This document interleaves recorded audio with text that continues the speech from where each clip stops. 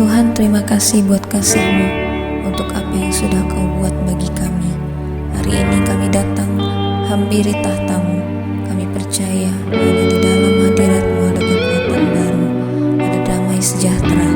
Ajar kami bisa seperti Maria yang duduk diam di bawah kaki-Mu.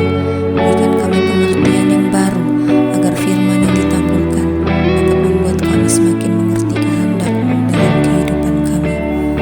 Terima kasih Tuhan, segala pujian, hormat dan kuasa hanya bagi Engkau sampai selama-lamanya. Amin.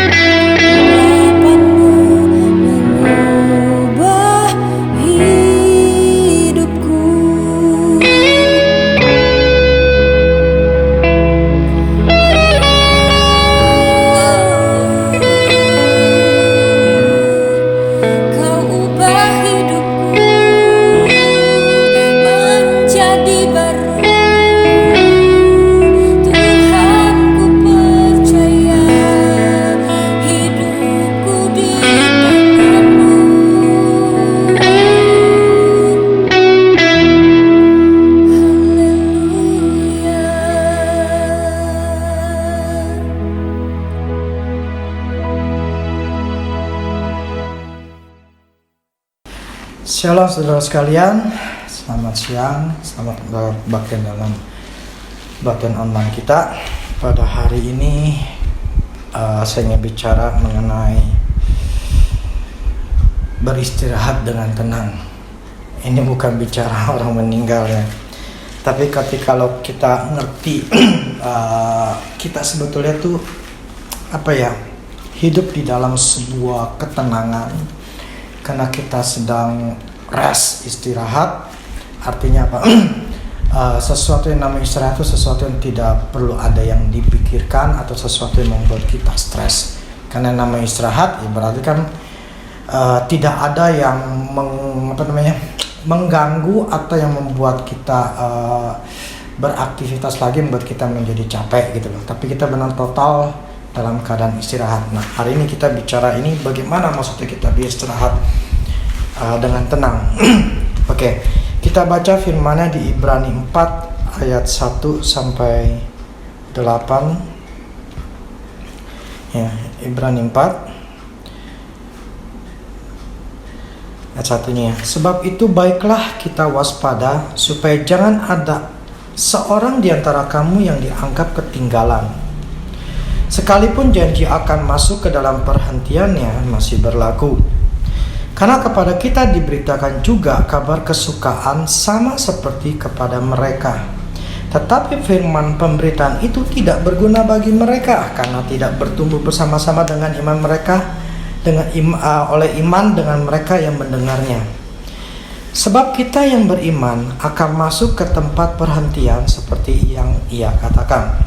Sehingga aku bersumpah dalam murkaku, mereka tak akan masuk ke tempat perhentianku. Sekalipun pekerjaannya sudah selesai sejak dunia dijadikan. Sebab tentang hari ketujuh pernah dikatakan di dalam suatu nas, dan Allah berhenti pada hari ketujuh dari segala pekerjaannya. Di dalam nas itu kita baca, mereka tak akan masuk ke tempat perhentianku. Jadi sudah jelas bahwa sejumlah orang akan masuk ke tempat perhentian itu. Sedangkan mereka yang kepadanya lebih dahulu diberitakan kabar kesukaan itu tidak masuk karena ketidaktaatan mereka. Sebab itu ia menetapkan pula suatu hari, yaitu hari ini. Ketika ia setelah sekian lama berfirman dengan perantaran Daud, seperti yang dikatakan di atas. Pada hari ini, jika kamu mendengarkan suaranya, janganlah keraskan hatimu. Ayat 8-nya, sebab andai kata Yosua telah membawa mereka masuk ke tempat perhentian, pasti Allah tidak akan berkata-kata kemudian tentang suatu hari lain. Jadi masih tersedia suatu hari perhentian, hari ketujuh bagi umat Allah. Sebab barang siapa telah masuk ke tempat perhentiannya, ia sendiri telah berhenti dari segala pekerjaannya, sama seperti Allah berhenti dari pekerjaannya. Karena itu baiklah kita berusaha untuk masuk ke perhentian itu. Supaya jangan seorang pun jatuh karena mengikuti contoh ketidaktaatan itu juga. Oke, sampai di sini dulu. Jadi ini firman mengatakan bahwa ini awal masalah Tuhan murka gitu ya, sehingga katakan mereka tidak akan masuk tempat perhentianku. Ini bicara masalah si bangsa Israel. Jadi kejadian pada waktu itu 12 mengintai untuk mengintai tanah Kanaan, dan ketika itu akhirnya mereka lapor dengan membawa berbagai macam hasil dari tanah Kanaan, dan itu besar-besar dan bagus-bagus gitu loh. Tapi orang Israel melihat memang itu hasil dari tanah itu memang bagus. Tetapi 10 daripada pengintai itu yang mengatakan bahwa bangsa tanah itu adalah bangsa yang besar yang makan manusia. Kita ini cuma hanya belalang, kita tidak akan pernah mampu bisa melawan. Kita akan mati gitu loh. Nah, akibat dari 10 orang itu yang ngomongnya negatif, yang ngomongnya menakut-nakuti, itu membuat bangsa Israel pun jadi kemakan gitu loh. Nah, sedangkan ada 2 orang ini, Yosua dan Kaleb, itu pada mereka menyebutkan sesuatu yang mengatakan jangan takut gitu loh. Jika Tuhan beserta kita, Tuhan akan menolong kita menghancurkan semua daripada bangsa-bangsa itu gitu. Jadi kita nggak perlu takut, kita pasti bisa menang gitu loh. Asal kita tuh jangan memberontak gitu loh. Nah, jadi Yosua dan Kaleb itu ya bicara seperti itu, tetapi kemudian apa yang terjadi? Malah mereka itu mau dilontarkan batu gitu, mereka mau dibunuh gitu. Jadi kekuatan negatif itu lebih besar daripada kekuatan positifnya gitu loh. Jadi ya 10 orang itu lebih besar ngomongnya, yang membuat banyak mereka orangnya Israel jadi percaya gitu loh. Dan akhirnya saat itu Allah itu begitu marahnya, dia ingin membunuh semua bangsa Israel dan ingin membangkitkan lagi bangsa lain, maksudnya dari si Musa gitu. Teman Musa katakan jangan seperti itu gitu loh. Nah, akhirnya memang Tuhan tidak jadi membunuh, maksudnya membinasakan seluruh bangsa Israel, tetapi orang-orang tertentu yang terutama yang 10 orang itu akhirnya mati itulah gitu loh. Karena dari mereka lah terjadi keributan gitu loh. Nah, itulah makanya Tuhan katakan bahwa aku bersumpah dalam murkaku mereka takkan masuk ke dalam perhentianku. Nah, ini dan Tuhan ngomong katakan itu laki-laki maka yang berusia 20 tahun itu 20 tahun ke atas itu semuanya mati gitu loh. Mereka akan mati di padang gurun.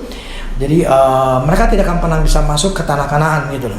Nah, cuman hanya 2 orang saja gitu loh, yaitu Yosua dan Kaleb doang aja yang bisa masuk ke tanah Kanaan. Tetapi di atas 20 tahun semuanya itu tidak ada. Firman katakan tidak ada yang terkecuali. Itu benar-benar semuanya mati gitu loh.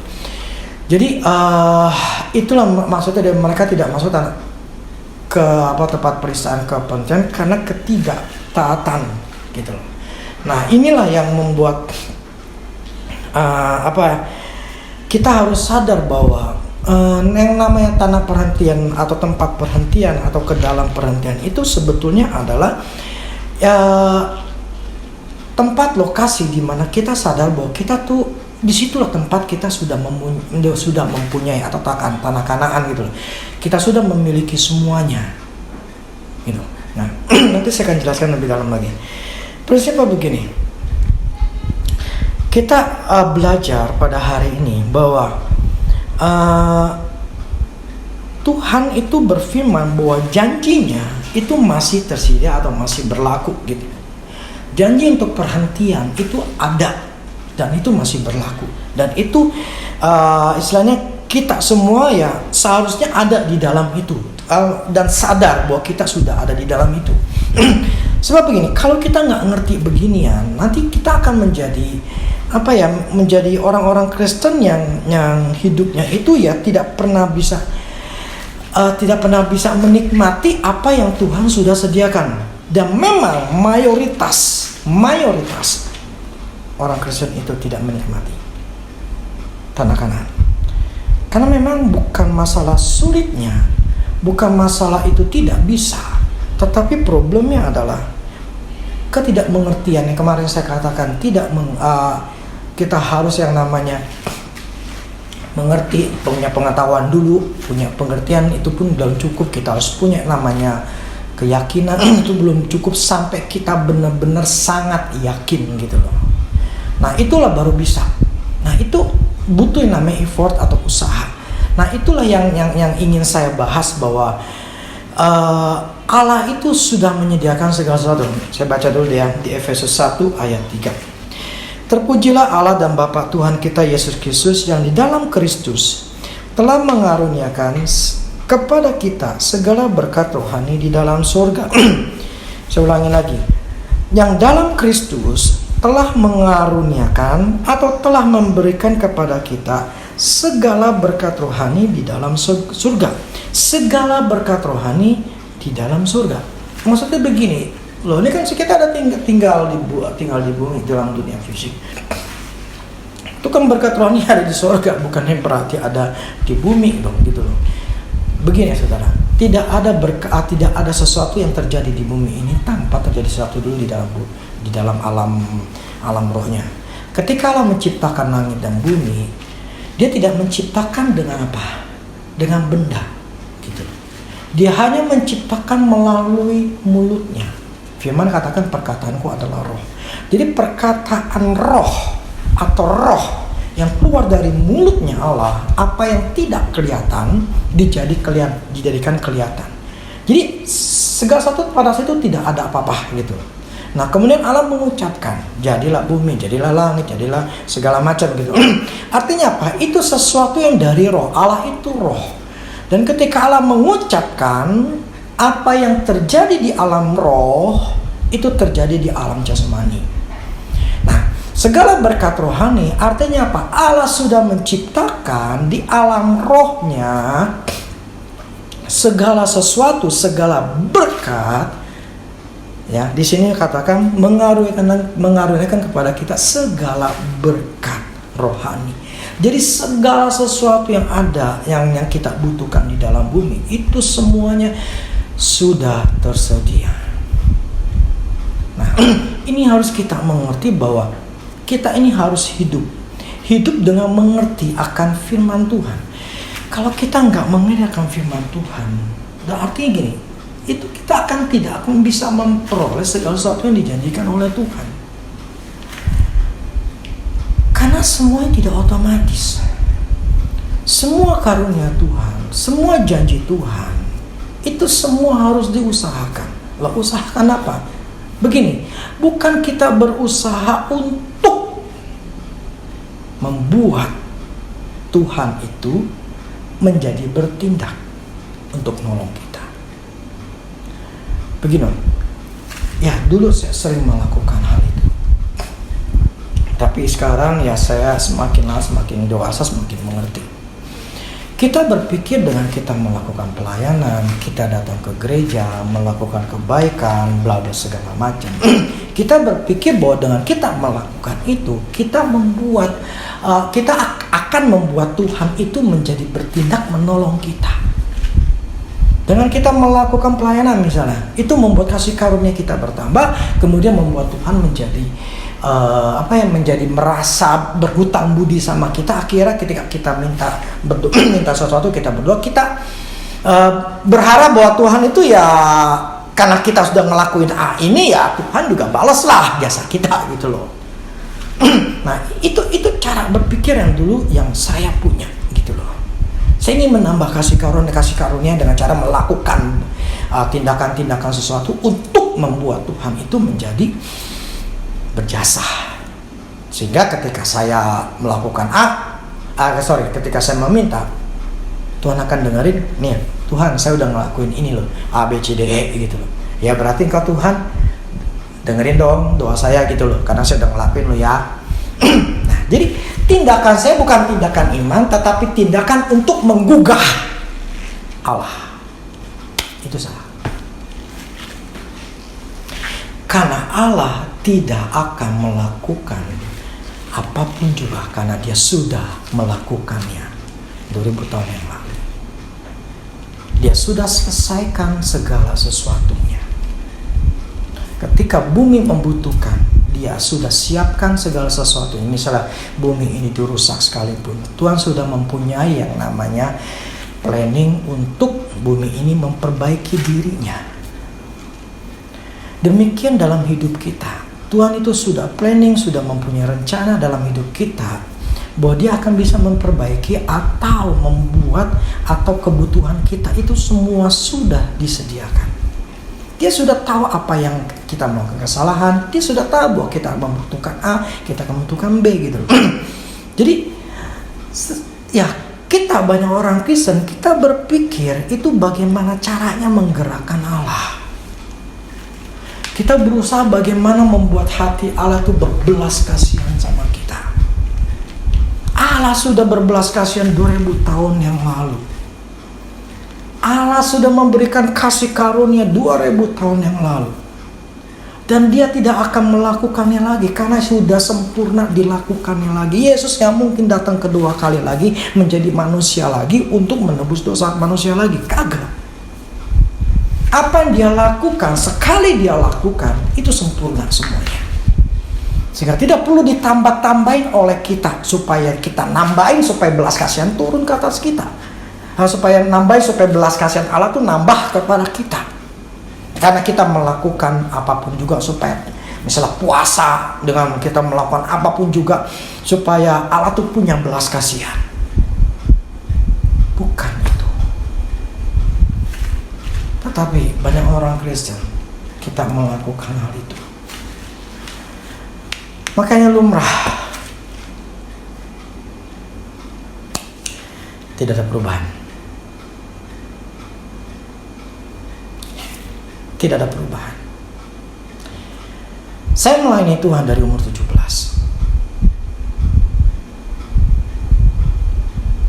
Ketika bentuk Mahanaim itu dalam 2003, jadi umur saya 33.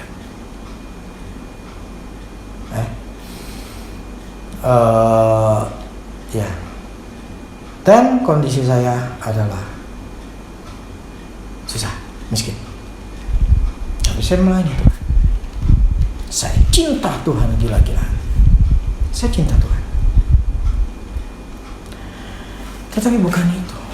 Setelah saya mengerti, ketika saya buka Mahanaim, kemudian saya mulai makin membuka diri untuk mengerti firman Tuhan.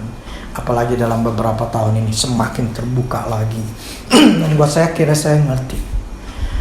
Bukan tindakan saya untuk supaya saya punya iman. Bukan apapun yang saya lakukan untuk membuat Allah itu menjawab doa kita. Bukan karena doa puasa saya, bukan karena permintaan saya, bukan karena saya berlutut lama-lama, bukan karena penyembahan saya. Saya berusaha untuk supaya Tuhan dengarin doa saya. Saya udah lakuin itu semuanya, tapi tetap susah dan tidak berubah.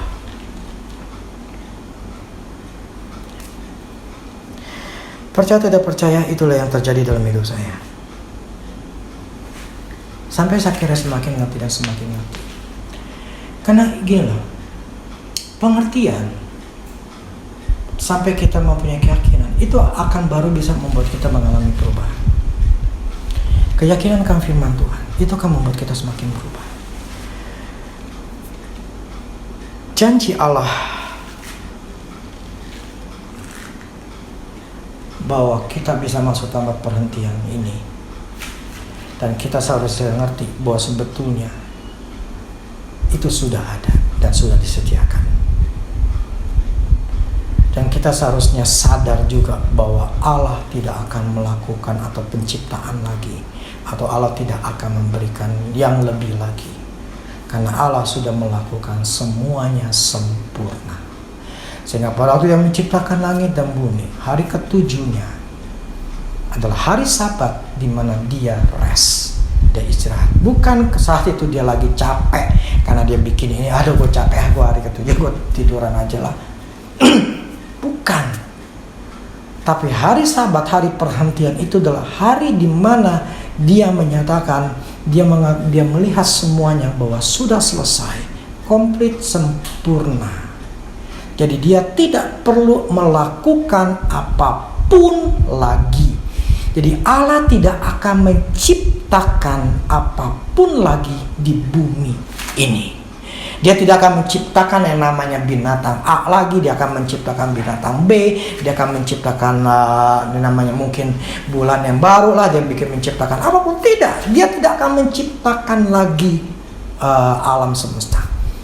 Kenapa? Karena dia sudah menciptakan sekali, itu cukup dan sudah sempurna. Demikian ketika Allah mengirim satu anaknya, yaitu Nabi Yesus Kristus, sekali dia kirim dan dia itu sebuah tugas menyelamatkan manusia, cukup sekali dan itu sudah sempurna.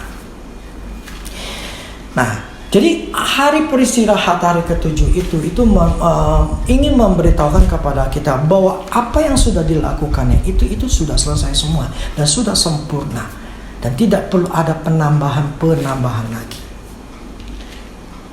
Nah, apa maksudnya? Nanti saya akan jelasin lagi begini. Karena kita ini mempunyai cara berpikir yang salah yang membuat kita melakukan segala sesuatu itu dengan cara yang salah. Melakukan sesuatu yang salah ya hasilnya salah gitu loh. Melakukan sesuatu yang benar ya hasilnya benar gitu. Nah, Dikatakan juga sejumlah orang akan masuk ke tempat perhentian itu. Ya. Sedangkan mereka yang kepadanya lebih dahulu diberitakan kabar kesesakan itu tidak masuk karena ketidaktaatan mereka.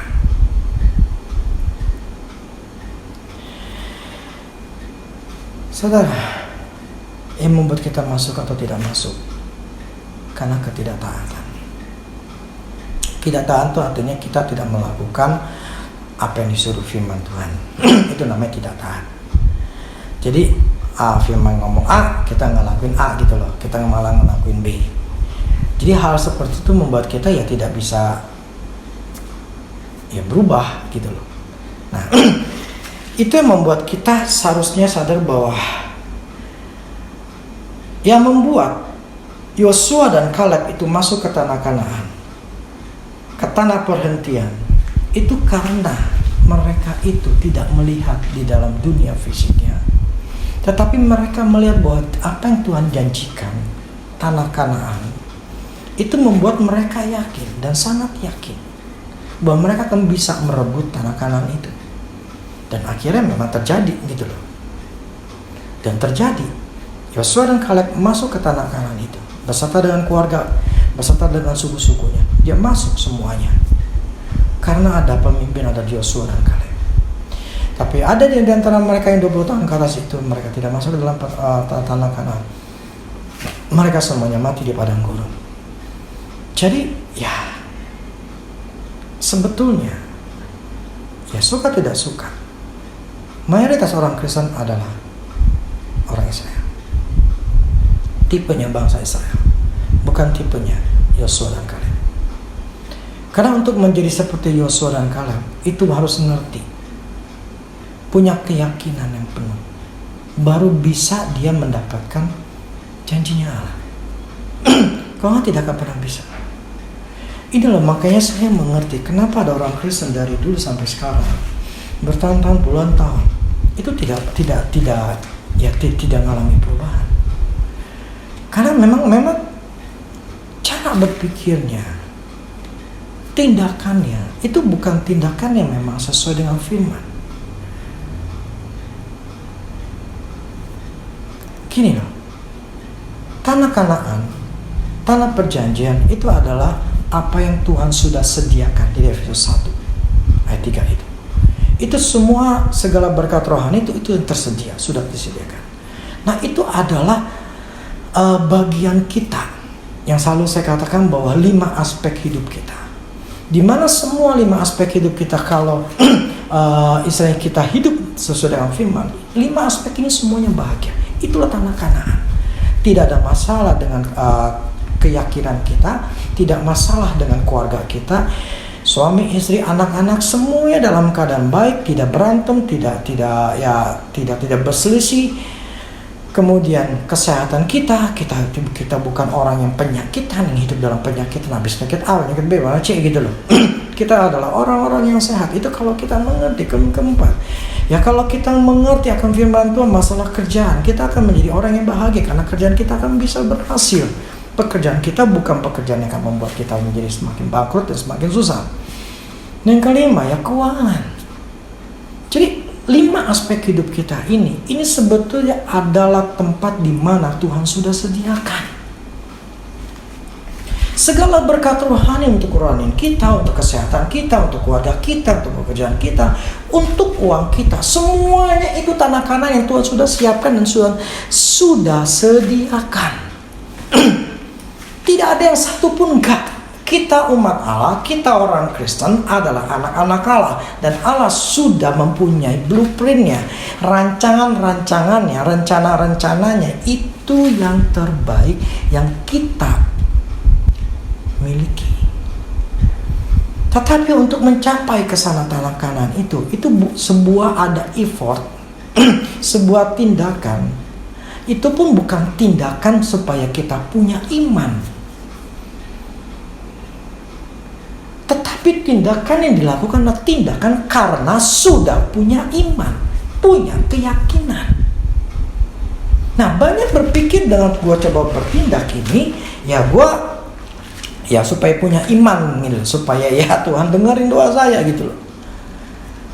Jadi ya salah kaprahnya kita tuh berfokus tindakan kita, perbuatan kita tujuannya hanya supaya Tuhan itu mendengarkan, Tuhan itu ya belas kasihan, Tuhan itu ya tolong saya gitu loh. Jadi kita berusaha tindakan-tindakan kita itu ya untuk menggugah hatinya Allah. Bukan tindakan kita mempercayai bahwa Allah memang sudah gitu loh, telah memberikan kepada kita. Jadi percaya dan percaya. Ngerti nggak saudara? Dulu saya katakan pekerjaan kita adalah, kehendaknya Allah adalah percaya kepada Tuhan. Gini loh, saya kasih contoh lah. Begini, Andrew pernah cerita. Dia cerita begini, dia punya seorang anak waktu masih kecil gitu ya. Biasa anak kecil kan lari-larian. Nah ketika satu hari dia lari-lari, kenalah jatuh menyentuh meja bagian ujungnya, dan itu kena dekat telinganya gitu loh. Dan itu langsung berjendol gitu loh, besar gitu loh, jendol. Nah ya saya tuh doain gitu loh, istilahnya supaya kempes. Memang kempes. Nah tapi anehnya gini loh, setiap tahun di tanggal yang sama dia jatuh. Tiap tahun ya, ada sekitar 12 tahun itu benjolan muncul lagi. Aneh. Setiap tanggal yang sama, tahun depannya pasti akan muncul itu benjolan. Jadi dia melakukan doa puasa, doain itu anaknya gitu loh. Memang akhirnya kempes, tapi tahun depannya lagi muncul lagi. Doain lagi, beres, tahun depan lagi muncul lagi. Bertahun-tahun seperti itu. Aneh kan? Ya dia percaya ini memang perbuatan setan gitu loh. Karena nggak normal gitu loh. Nggak normal. Hanya terjadi pada waktu di tanggal yang sama tiap tahun. Nah akhirnya setelah 12 tahun itu dia jadi dia bertanya sama Tuhan, kenapa gitu loh? Kenapa di tanggal seperti ini selalu terjadi ya benjolan itu muncul lagi dan muncul lagi gitu loh. Ini apa yang harus saya lakukan? Nah, kemudian Tuhan ngomong sama saya, begini loh. Pentingnya kita itu bisa dengar suara Tuhan atau mencari Tuhan adalah kita tahu setiap masalah kita itu ada solusinya, ada jawaban, ada pengertian, supaya kita ngerti mana yang baik, apa yang bagusnya, atau gimana kita harus kita lakukan apalah, gitu loh. Saya di sini di perumahan ini kan ada namanya tempat gym. Nah di tempat gym itu di depannya itu depan pintunya tuh ada meja dengan kursi. Nah terus sampingnya itu ya banyak pohon lah, kali ada banyak pohonnya besar-besar jadi rindang. Nah saya kadangkala ketika saya mengambil sebuah keputusan yang besar buat masalah hidup saya, untuk anak saya, bla bla segala macam, itu saya ke situ. Tujuannya apa? Karena itu kan pagi-pagi ya, sekitar jam 7, jam 8, kadang-kadang setengah 7. Jadi saya ke sana. Itu saya sambil duduk, sambil menikmati angin yang sejuk gitu ya. Karena masih pagi ya. Itu saya sering jadi ngobrol. Di depan saya kan ada meja dengan kursinya di depan saya. Jadi saya bertindak, saya seolah-olah bahwa di depan saya itu ada seorang pribadi. Jadi saya berimajinasi, saya mengatakan bahwa itu ada Roh Kudus di depan saya. Jadi setiap kali itu saya berdialog, saya seperti ngobrol. Cara ngobrol ya saya ngomong aja seperti saya ngomong sekarang ini gitu loh. Dengan bagaimana cara mendengar ya jelas di hati gitu loh. Jadi saya bukan mendengarkan dari telinga saya, ingat ya, bukan audible, tapi di hati. Jadi saya ngobrol bla bla, ini Roh Kudus ini begini ini gimana bla bla segala macam. Sampai ketika ada pertanyaan-pertanyaan saya harus ambil keputusan gimana menurut Engkau lah Tuhan, apa yang saya harus lakukan. Contohnya gini, waktu kemarin itu kan akibat COVID, waktu itu Taiwan tuh melonjak. Waktu itu Taiwan tuh nggak sampai 10 orangan, paling cuma 5-2 gitu ya. Yang kena COVID cuman ya itu pun dari orang luar masuk ke situ ya, cuman di karantina, akhirnya kena COVID, ditahan, di karantina dulu. Jadi cuma sedikit banget lah. Sampai ketika di bulan Juni atau Juli gitu ya. Itu akibat ada satu orang itu pilot masuk, kemudian dia OTG, dia ke sana, ya dari dialah itu akhirnya menyebar, dan itu sampai bisa sehari bisa 200-300 gitu loh. Jadi melonjaknya tinggi sekali gitu loh. Jadi cuman hanya nggak sampai 10, langsung 200-300 per hari, dan itu membuat shock gitu ya orang Taiwan ya. Nah pada itu saya berpikir udahlah sih Kak, karena dia bilang ini kemungkinan online, kuliahnya online. Nah karena saya berpikir kuliah online, ya udahlah pulang aja deh gitu loh ya. Toh dengan pulang kan saya ngiritnya banyak gitu, pokoknya banyak ngiritnya gitu loh. Nah saya berpikir udah pulang aja lah, toh kalau kuliah online kan sampai bulan Januari gitu loh.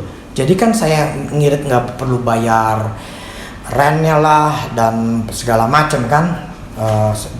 Jadi sudah mendingan pulang gitu loh. Nah itu saya udah ngomong sama kayak mendingan kamu pulang dah gitu loh.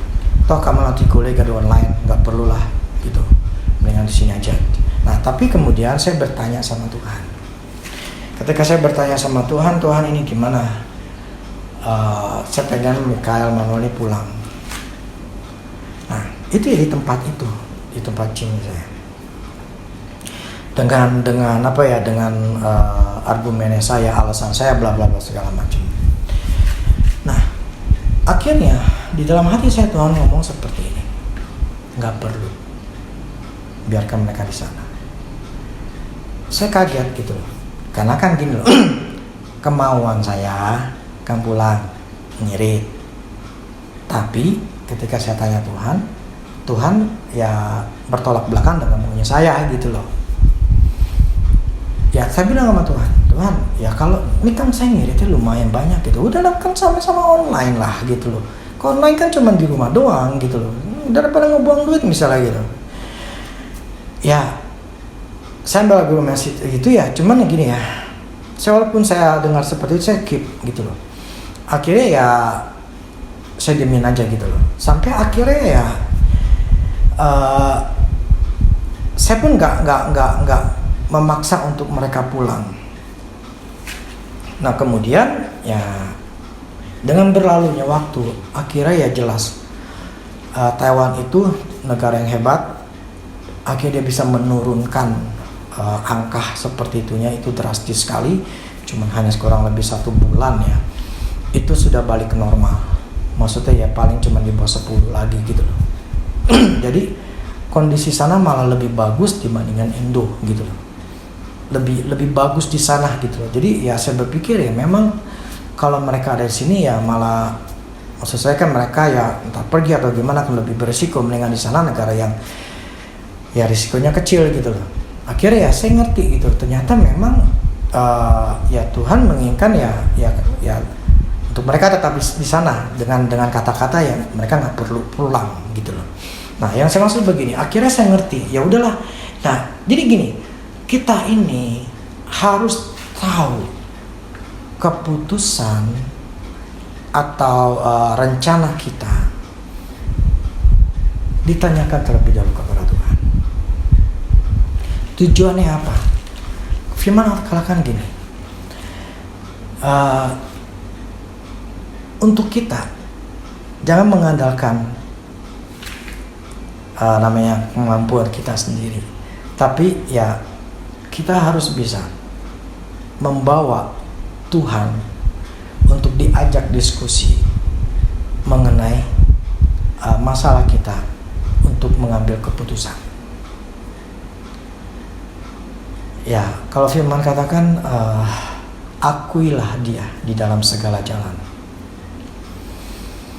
Jadi libatkanlah Tuhan di dalam segala jalan-jalan hidup kita. Nah, itu yang terbaik. Jadi gimana cara mendengar suara Tuhan? Saya nggak ngerti suara Tuhan. Saya sudah pernah bahas, saya kasih pengertian itu di YouTube juga, ada di YouTube, itu cara mendengar suara Tuhan. Jadi dengarkan lagi aja lah. Nah, karena prinsipnya begini, kalau kita bisa tahu kehendak Tuhan, kita pasti tahu itu bagus, itu baik. Kita tahu solusinya. Oke, ini. Jadi setiap kali saya ketika ada hal-hal yang memang saya harus ambil keputusan karena dulu saya sering salah gitu ya. Jadi saya agak takut dalam arti gue nggak boleh ngambil keputusan tuh dengan serampangan. Jadi saya harus tanya Tuhan terlebih dahulu. Jadi di tempat itulah saya, ketika saya ada mengambil keputusan, saya harus walaupun di mana aja sih bisa. Cuman saya karena di situ saya pikir saya lebih rileks. Ya, saya tinggal duduk, tinggal saya menganggap depan saya adalah Roh Kudus, terus saya ajak ngobrol. Sering saya lakukan seperti itu. Dan akhirnya saya mendapatkan jawaban demi jawaban, dan kan ingat segala sesuatu diuji, dan ketika diuji ya saya melihat bahwa itu benar. Saya tidak salah mendengarkan suara Tuhan. Nah, ini terjadi juga pada si Andrew. Jadi Andrew pada waktu itu dia bingung anaknya itu kenapa setiap tahun tuh ada benjolan gitu ya. Nah, kemudian Tuhan ngomong ketika kan tanya Tuhan, ini gimana sih gitu loh. Ini ada apa gitu loh. Kenapa anakku ini tiap tahun selalu ada benjol gitu. Mau berapa lama gitu. Nah, Tuhan akhirnya ngomong sama dia. Ngomongnya gini. You are not resting in what I am doing. You are fighting to get here instead of fighting because he here. Maksudnya gini. Kamu tidak resting to Israel, ya. Kamu tidak beristirahat atau tidak mempercayai dengan apa yang telah aku sudah lakukan, tapi engkau berusaha untuk anakmu sembuh, bukan berusaha untuk menyatakan anak gue udah sembuh. Jadi Andrew itu berusaha untuk anaknya sembuh. Tapi Tuhan ingin mengatakan bahwa kamu tidak berusaha untuk menyatakan anakmu sudah sembuh. Nah, kenapa? Ini perbedaan, beda. Jadi dia fight untuk anaknya supaya sembuh. Ya, supaya sembuh. Tapi Tuhan ngomong sama dia, kamu bukan fight dengan apa yang sudah aku lakukan. Ya. Kamu bukan fight dengan apa yang sudah aku lakukan. Oleh bilur darah Kristus, kamu sudah disembuhkan. Tapi kamu berusaha supaya sembuh, bukan berusaha menyatakan sudah sembuh. Maka berapa beda? Begini, kita ini pikiran kita mengatakan bahwa kita ini belum diberkati, belum punya rumah, belum punya anak, belum punya istri, belum punya kerjaan, bla bla segala macam. Kita berusaha supaya kita memperolehnya, bukan berusaha bahwa mempercayai bahwa Allah telah menyediakan dan saya sudah punya.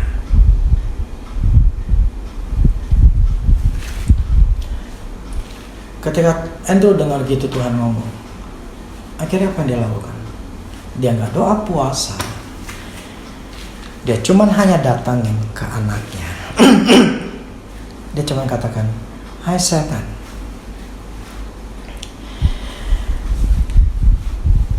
engkau penipu, engkau pembohong, dan kau sadar tidak?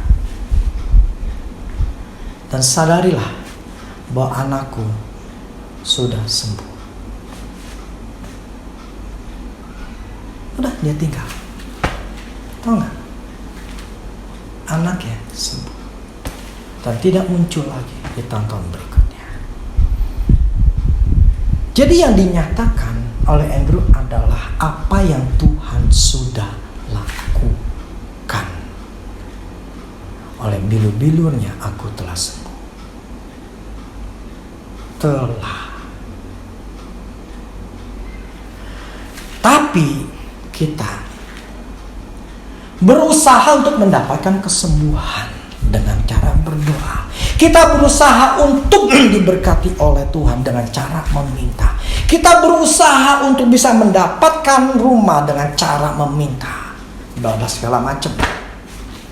Kita berusahanya adalah dengan cara meminta dan pola berpikir saya belum punya.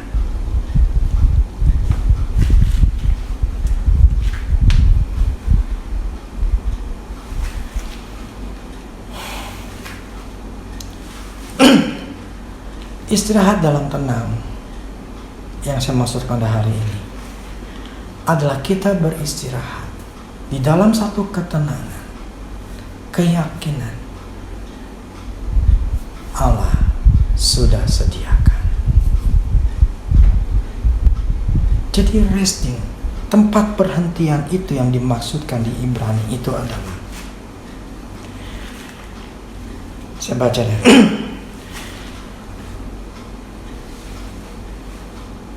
Sebab andai kata Yosua gini, sebab barang siapa telah masuk ke tempat perhentiannya, ya, sebab barang siapa telah masuk ke perhentiannya, ia sendiri telah berhenti dari segala pekerjaannya, sama seperti Allah berhenti dari pekerjaannya. Karena itu baiklah kita berusaha untuk masuk ke dalam perhentian itu, supaya jangan seorang pun jatuh karena mengikuti contoh ketidaktaatan juga.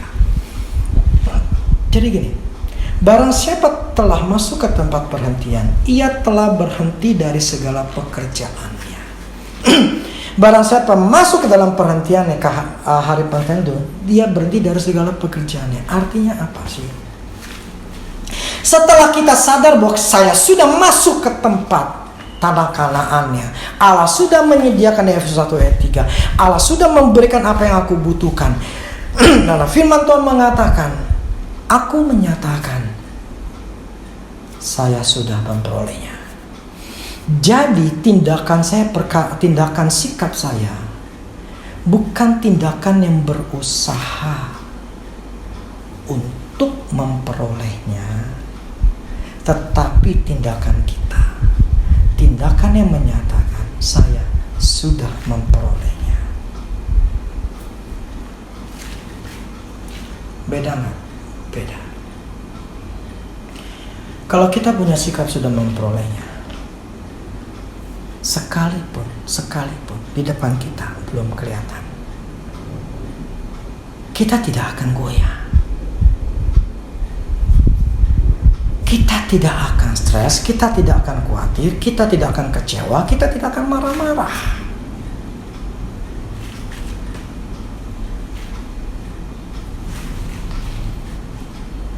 Yang nama istirahat itu dalam keadaan relax. Artinya apa? Hati pikiran kita damai. Tidak ada ketakutan. Walaupun di depan kita fakta, uang belum ada. Walaupun fakta di depan kita belum kelihatan. Maka yang diusahakan adalah percaya. Pekerjaan yang dikehendaki oleh Allah adalah percaya.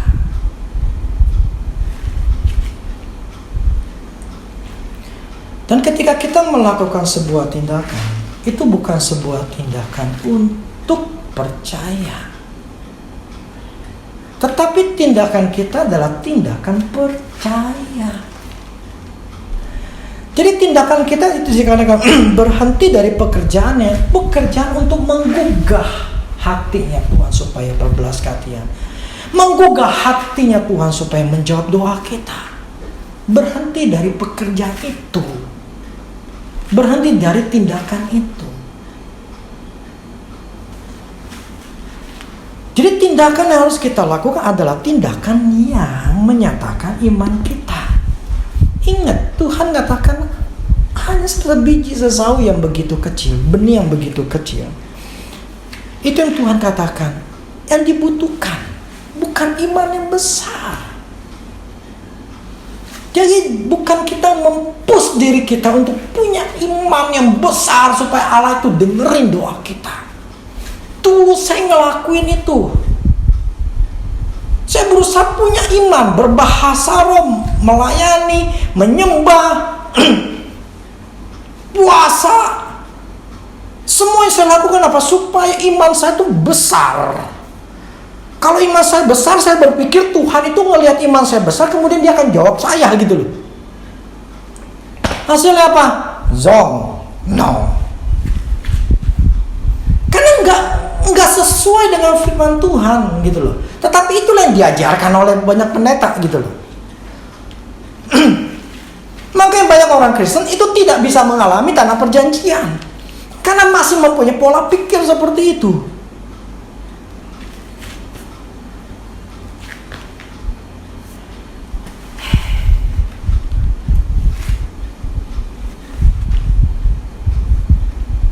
Ini harus kita berubah. Pola pikir kita, cara berpikir kita harus berubah. Kalau istilahnya kita nih harus punya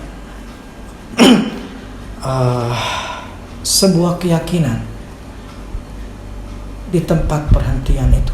Kita sebetulnya tidak perlu melakukan hal-hal yang lain untuk menggugah hatinya Allah.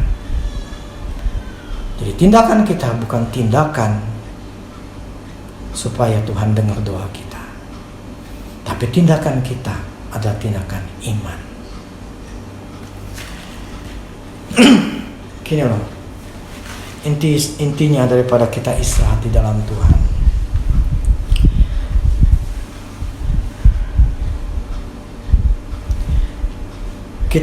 pertama kita harus mempercayai bahwa Tuhan sudah menyediakan segala kebutuhan kita.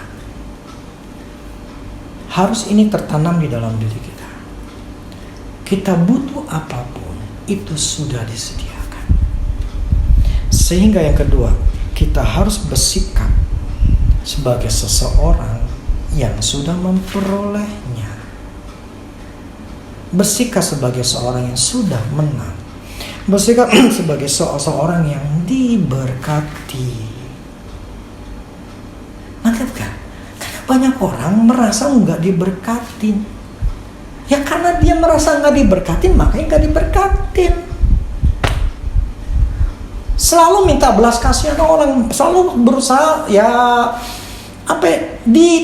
dianggap sebagai orang susah gitu loh. Dianggap supaya dia dikasihanin lah gitu loh.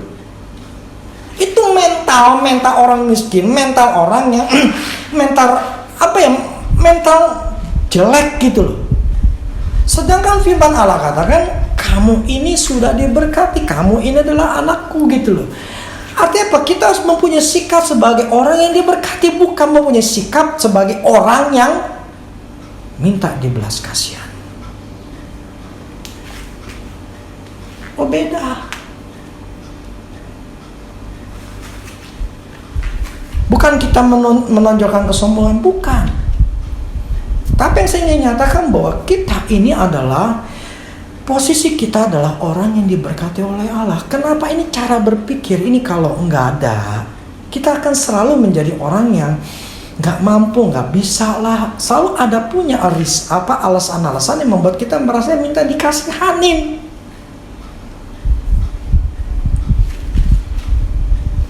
Jadi kita harus punya sikap hidup yang sikap hidup yang benar.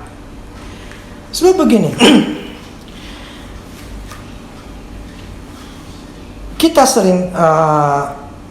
sering berusaha untuk mendapatkan berkat, mendapatkan kesembuhan. Tetapi kita tidak berusaha untuk memproteksi kita, menjaga diri kita, untuk menyatakan bahwa saya sudah sembuh, bahwa saya adalah orang yang diberkati, bahwa saya adalah seorang pemenang, saya adalah orang yang berhasil. Itu seharusnya ada di dalam diri kita. Bukan berusaha untuk mendapatkan kesembuhan, bukan berusaha untuk mendapatkan berkat, tetapi menyatakan saya ini adalah orang yang diberkati oleh Allah. Ini sangat penting sekali, karena kalau kita mempunyai cara berpikir yang benar, tindakan kita pun akan jadi benar.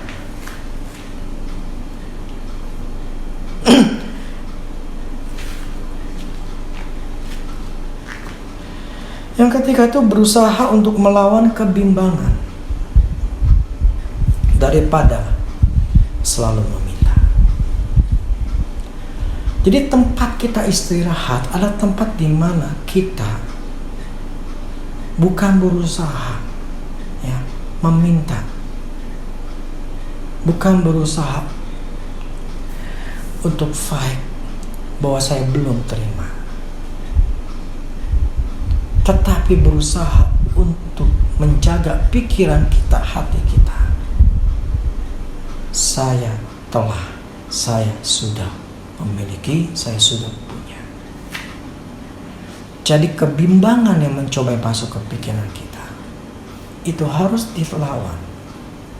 Maksudnya jangan membiarkan itu masuk, tapi kita harus menjaga diri kita supaya tetap percaya. Kalau tidak, hidup kita tidak akan berubah.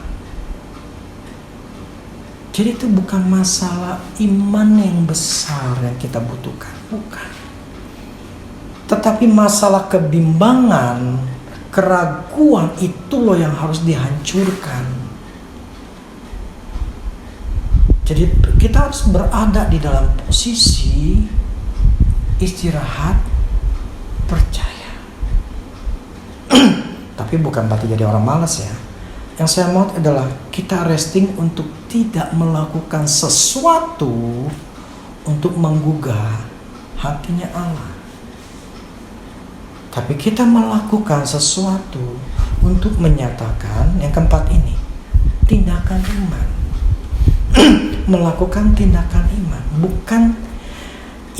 bukan melakukan untuk memperoleh iman. Jadi ketika melakukan satu hal tertentu, soalnya gini, ketika waktu kemarin saya mau ambil keputusan lagi nih. Malamnya saya masih ragu nih benar apa nggak bisa atau enggak. Walaupun sebetulnya waktu itu Tuhan izinkan, tapi saya masih belum gitu loh. Masih ada hal yang memang yang harus saya beresin. Akhirnya saya nggak ambil keputusan saat itu, malam itu. Besok paginya itu ya ke tempat yang tadi yang sama. Saya ngobrol sama Tuhan. Saya nyatakan ya sama Roh Kudus gitu ya. Saya nyatakan ininya kenapa saya begini. Nah, saya pengen minta kepastian dan alasannya. Nah, kemudian adalah hasil dialog bla bla bla bla bla. Oke, ya sudah. Akhirnya saya yakin ini Tuhan yang ngomong. Ya saya sudah yakin, ya sudah. Saya ambil keputusan, oke, saya lakuin. Nah, jadi gini, firman katakan begini. Kalau kita melakukan sesuatu tanpa iman, itu dosa. Jadi saya ngerti bahwa saya harus melakukan ini karena iman, karena percaya, karena ini memang Tuhan gitu loh. Jadi saya harus yakin banget ini memang Tuhan. Kenapa? Sebab ketika saya ambil keputusan, entah sehari, 2 hari, seminggu atau 2 minggu, ketika ada masalah, ya saya harus yakin bahwa ini memang Tuhan dan saya akan fight gitu loh. Jadi saya nggak perlu ada ketakutan lagi, saya nggak perlu ada kekhawatiran lagi, karena memang Tuhan yang suruh. Nah, kalau yang Tuhan suruh segala sesuatunya, ujungnya ya saya katakan ya, ujungnya pasti berhasil gitu loh. Ujung hasilnya pasti goal gitu loh. Tetapi memang di tengah jalan kita harus fight, kita harus berusaha. Tetapi yang saya maksud gini, ketika memang ada masalah, karena saya tindakan saya karena memang Tuhan udah ngomong, ya saya jadi yakin saya bisa menang. Tapi kalau saya nggak punya keyakinan di awal, tindakan saya ada jadi tindakannya untuk memperoleh iman, ya salah. Artinya apa? Nyoba-nyoba. Kalau benar, kalau salah gimana? Nah akhirnya setelah saya ngerti saya dapat kesimpulan Tuhan ngomong bla bla dan sudah yakin, itulah tindakan saya adalah tindakan iman, bukan tindakan yang diiman-imanin supaya berhasil. Ngerti kan ya perbedaannya? Itu. Jadi dengan rest di dalam Tuhan, dengan istirahat dalam Tuhan, artinya sudah punya keyakinan. Jadi saya jadinya rest di dalam Tuhan karena saya sudah punya keyakinan. Jadi akhirnya damai. Memang kemudian sekitar 2-3 hari kemudian ada masalah. Tapi ketika ada masalah, ya saya tenang aja gitu loh. Saya nggak jadi ketakutan. Ya saya pokoknya udah percaya. Pokoknya ya ini bisa. Ya ada masalah ya memang ya lumrah gitu.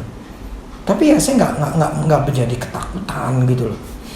Nah itu maksud saya.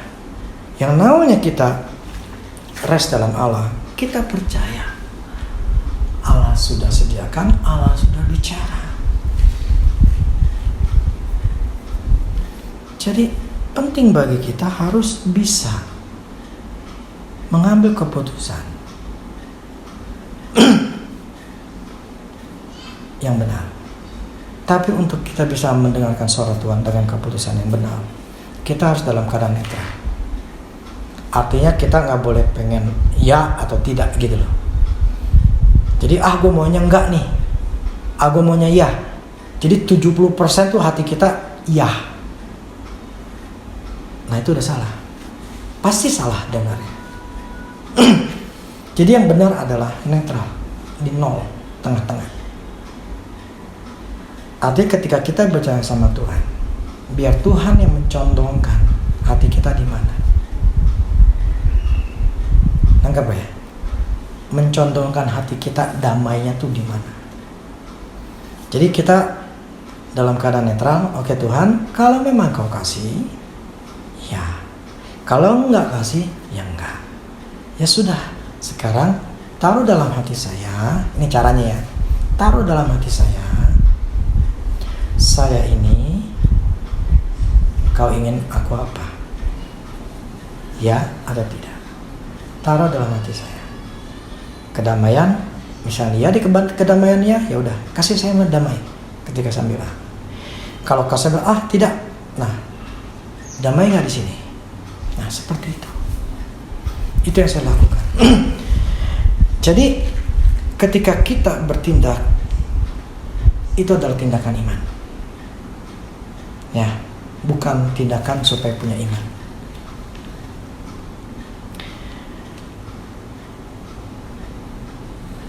Itu semuanya 4 hal yang tadi saya coba sebutkan.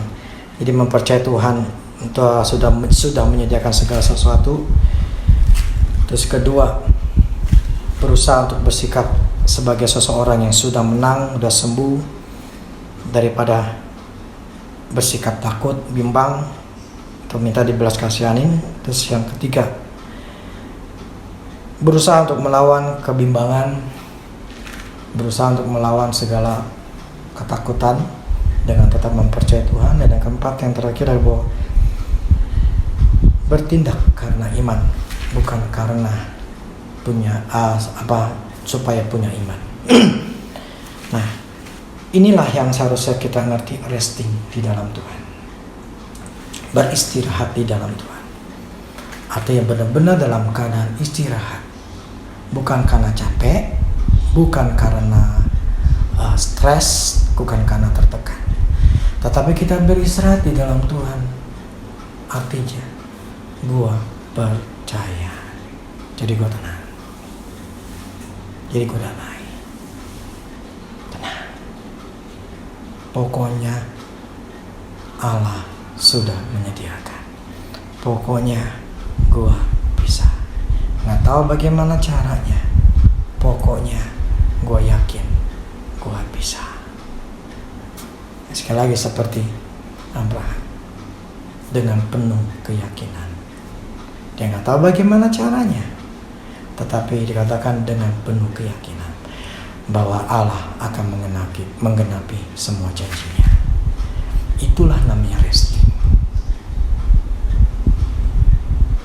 Percaya bahwa Allah akan menggenapi firman-Nya atau janjinya, karena Dia sudah menyediakan keberhasilan buatku. Dia sudah menyediakan keuangan bagiku. Dia sudah menyediakan istri bagiku, suami bagiku, anak bagiku, pekerjaan bagiku. Dia sudah sediakan semuanya. Jadi aku ingin istirahat di dalam Engkau Tuhan. Aku percaya.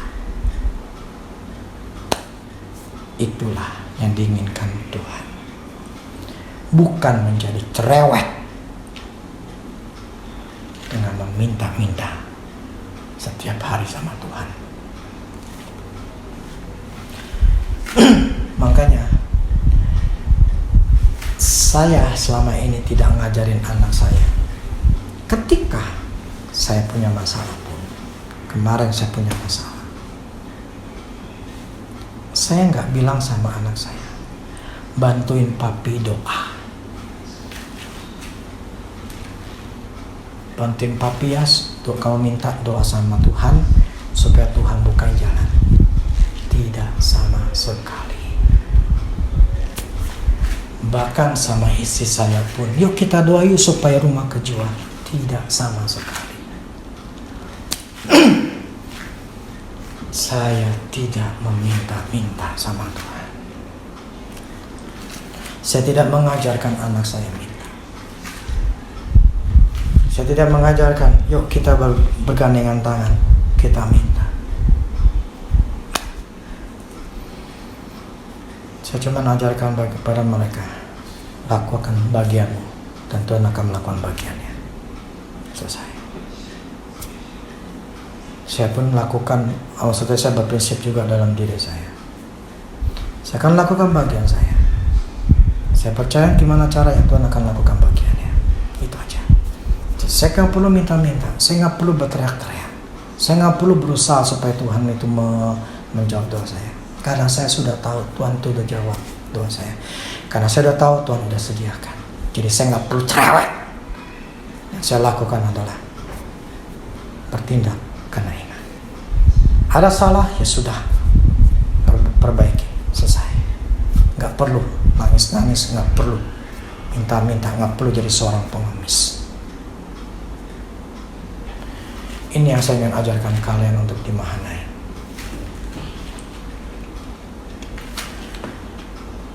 Kalau kalian melakukan semuanya ini, apa yang diajarkan, kalian pasti berubah. Saya punya, bukan angan-angan ya, saya punya keyakinan, walaupun saya nggak minta sama Tuhan. Oke, dalam tahun ini, saya bangsa akan beres. Semuanya apa yang saya pernah salah, itu akan beres dalam tahun ini. Bisa beres dalam tahun ini. Saya tahu itu kelihatannya secara manusia itu mustahil, tapi saya nggak peduli itu. Yang saya yakin bahwa tahun ini bisa. Gimana caranya saya nggak ngerti. Terus satu lagi, saya karena begini, cara berpikir kita itu akan menentukan hidup kita. Saya berpikir dalam diri saya, di dalam otak saya, dalam angan-angan saya. Saya menciptakan untuk diri saya. Saya ngomong begini, saya ini hidupnya itu panjang. Saya ini panjang umur. Saya ini panjang umur. Saya tidak akan mati dengan umur 55, 60, 70. Saya akan mati di umur 80 lebih. 87 minimal. Prinsip begini, saya bukan mau pengen umur panjang, Saya cuman hanya tidak mau punya penyakit. Saya ingin menikmati hidup ini. Ya, gini loh, hidup kita ini cuma sekali di bumi.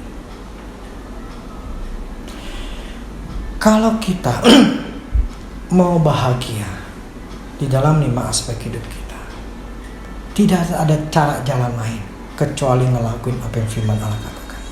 Nggak ada cara lain. Jadi saya mempunyai saya jadi otak saya akan berpikir. Jadi sekarang saya menciptakan atau meng-create hidup saya bahwa saya akan umur panjang. Saya tidak akan punya penyakitan. Saya tidak akan berpenyakitan. Jadi saya menciptakan itu semua. Jadi karena gini, Allah tuh mengajarkan ya sebetulnya kepada kita. Dia tuh sangat menghargai keinginan, kerinduan hati kita gitu. Dia sangat menghargai. Lu pengen udah cukup hidup lu sampai segini, ya sudah, silakan. Lu cukup hidup lu. Tetapi kalau lu berpikir lu mampu, lu bisa hidup lebih lama, ya sudah. Aku pun menghargai.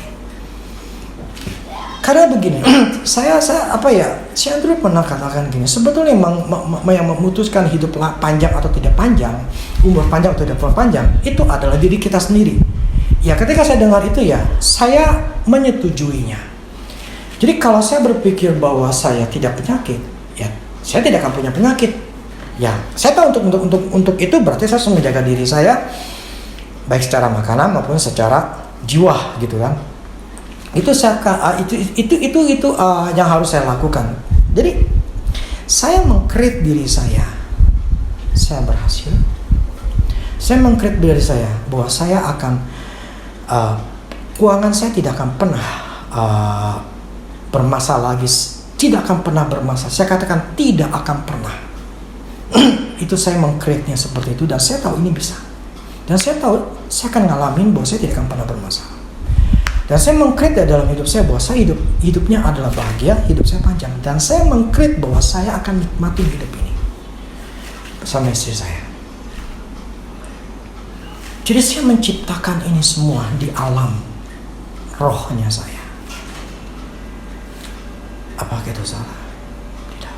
Itu tujuan Allah untuk anak-anaknya tinggal di bumi ini, hidup di dalam kebahagiaan, bukan hidup di dalam kesusahan. Jadi saya mempercayai itu, kalau bagi saya itulah yang saya percayakan firman Tuhan. Dengan pengertian pengertian itu membuat ya saya mempertahankannya. Sampai sekarang saya mempertahankannya. Karena saya tahu usaha saya adalah percaya. Bukan usaha saya adalah untuk bagaimana membuat Tuhan jawab doa saya. Jadi bagaimana saya menjaga pikiran saya, hati saya untuk tetap percaya. Itu yang saya lakukan sekarang. Saya nggak peduli keadaan sekarang yang saya memang bertentangan. Saya nggak peduli itu semua. Benar, saya nggak peduli. Tapi satu hal, gue bisa. Allah sudah ngomong, dia akan melakukan bagiannya. Dan saya sudah menciptakan menurut ya, saya yakin ini kehendak Allah. Karena kehendak Allah saya untuk saya bahagia. Saya akan bisa memperolehnya. Jadi kita akan lihat, kalau yang kenal saya sudah bertahun-tahun, kita akan lihat di tahun-tahun selanjutnya hidup saya seperti apa. Lebih baik atau turun? Kemarin saya ketemu sama orang yang bekas gimana hidupnya tidak membaik, badannya penyakit, keuangannya berantakan. Ya, bagi saya begini, hidup itu pilihan. Saya ingin hanya setia sama Tuhan. Walaupun saya tahu ada orang-orang yang nggak percaya sama saya nggak peduli. Karena prinsipnya begini. Prinsipnya semua terlihat dari buahnya. Gitu aja. Saya salah, buah saya pasti jelek. Jadi seperti bertahun-tahun sebelumnya saya katakan, kita lihat tahun ini, kita lihat tahun depan. hidup saya seperti apa.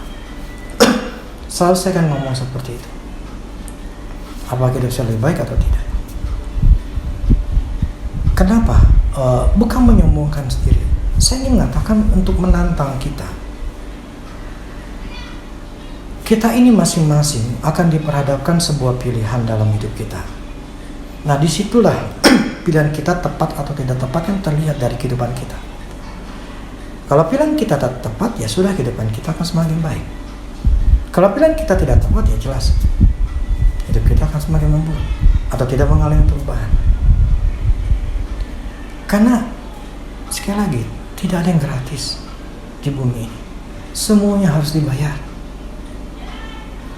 Dan puji Tuhan, pembayaran yang Tuhan ini bukan sesuatu yang sifatnya susah. Enggak. Tuhan ingin kita bayar itu sesuai apa? Cuma hanya supaya kita tetap percaya doang. Dan Tuhan ini minta dari kita cuma lu percaya aja, just believe. Itu pekerjaan utamanya kita, percaya.